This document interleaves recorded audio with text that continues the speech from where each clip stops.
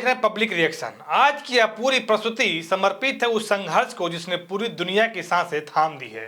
पूर्व मध्य में बढ़ते हुए तनाव के अब खुली सैन्य टकराव का रूप ले लिया है। एक तरफ ईरान, दूसरी तरफ इजराइल और उसके सहयोगी यूनाइटेड स्टेट।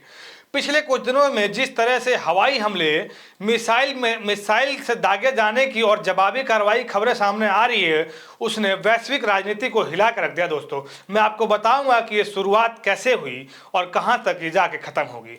तनाव की जड़ें नई नहीं है। ईरान और इजराइल के बीच दशकों से वैचारिक और सामरिक टकराव चलता रहा है। इजराइल लंबे समय से ईरान के परमाणु कार्यक्रम को अपनी सुरक्षा के लिए खतरा बताता रहा है। वहीं अमेरिका से भी ईरान पर प्रतिबंधित और दबाव की नीति अपनाता रहा है। दोस्तों, हालिया घटनाओं में इजराइल और अमेरिका ने ईरान के अंदर कथित सैन्य ठिकानों पर संयुक्त हमले किए। राजधानी तेहरान में कई धमाके की खबरें आई। ईरानी मीडिया के अनुसार कई सैन्य प्रतिष्ठानों को नुकसान भी पहुंचा। ईरान ने इसकी प्रतिक्रिया में क्या किया वो भी मैं आपको बता रहा हूं। दोस्तों, हमलों के तुरंत बाद ईरान ने जवाबी कार्रवाई की घोषणा की। ईरानी रेवोल्यूशनरी गार्ड्स ने बयान जारी कर कहा कि वे हमले का मुंहतोड़ जवाब देंगे। ईरान की ओर से इजराइल की ओर मिसाइलें और ड्रोन दागे गए। इजराइल की वायु रक्षा प्रणाली ने कई मिसाइलों को हवा में ही नष्ट कर दिया, यह दावा किया जा रहा है। इसी बीच जो हिजबुल्लाह भी सक्रिय हो गया और दक्षिण लेबनान से इजराइल की उत्तरी सीमा को रॉकेट दागे जाने की भी खबर सामने आ रही है। दोस्तों, मैं आपको बता दूं जो इसमें सबसे बड़ा घटनाक्रम हुआ है वो भी मैं आपको बता दूं कि संघर्ष के बीच एक बेहद बड़ी खबर सामने आई है कि ईरान के सर्वोच्च नेता खेमनाई की मौत भी हो चुकी है और मौत की पुष्टि अखबारों ने भी कर दी है। दोस्तों, अमेरिका ने कहा कि यह कार्रवाई रक्षात्मक है और उसका लक्ष्य ईरान के सैन्य समझौते को सीमित करना है। इजराइल के अधिकारियों ने कहा कि वह अपने अस्तित्व की रक्षा के लिए हर जरूरी कदम उठाएंगे। अमेरिका के रक्षा विभाग ने स्पष्ट किया कि वह क्षेत्र में अपने सैन्य ठिकानों और सहयोगियों की सुरक्षा सुनिश्चित करेंगे। दोस्तों, विशेषज्ञों का मानना है कि यदि यह संघर्ष लंबा चला तो खाड़ी देशों पर काफी असर पड़ेगा। कई गल्फ कंट्रीज में अमेरिका सैन्य ठिकाने मौजूद हैं जो संभावित निशाना बना सकते हैं। तेल की कीमतों में भी तेजी देखी जा सकती है। वैश्विक शेयर बाजारों में भी भारी गिरावट दर्ज की जा रही है।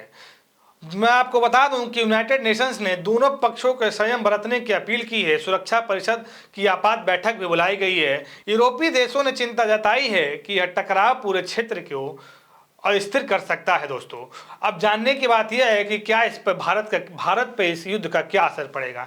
इंडिया ने सभी पक्षों से बातचीत के जरिए समाधान निकालने की अपील की है। भारत के लिए मुद्दा इसलिए भी अहम है क्योंकि लाखों भारतीय खाड़ी देशों में काम करने और भारत अपनी ऊर्जा जरूरतों के लिए मध्य पूर्व पर निर्भर भी है। यदि हालत बिगड़ते हैं तो तेल की कीमतें भी बढ़ सकती हैं, जिससे भारत की अर्थव्यवस्था पर भी काफ़ी असर देखने को मिल सकता है। क्या यह एक विश्व युद्ध की तरह है? दोस्तों, मैं आपको बता दूं कि जो बड़े बड़े विशेषज्ञ हैं फिलहाल इसे सीमित सैन्य टकराव मान रहे हैं, लेकिन यदि शक्तियां सीधे इसमें शामिल होती हैं तो हालात गंभीर भी हो सकते हैं।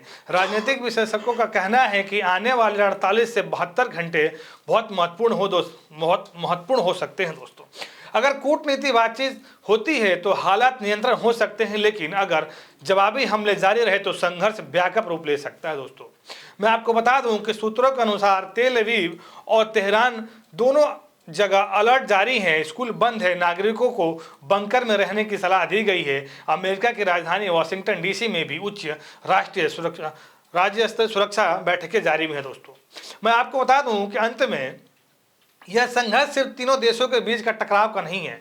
यह वैश्विक राजनीतिक, ऊर्जा सुरक्षा, अंतर्राष्ट्रीय कूटनीति और क्षेत्रीय संतुलन का भी सवाल बन चुका है। दोस्तों, दुनिया की निगाहें अब इस बात पर टिकी है कि क्या बातचीत का रास्ता निकलेगा या हथियारों की आवाज और तेज होगी।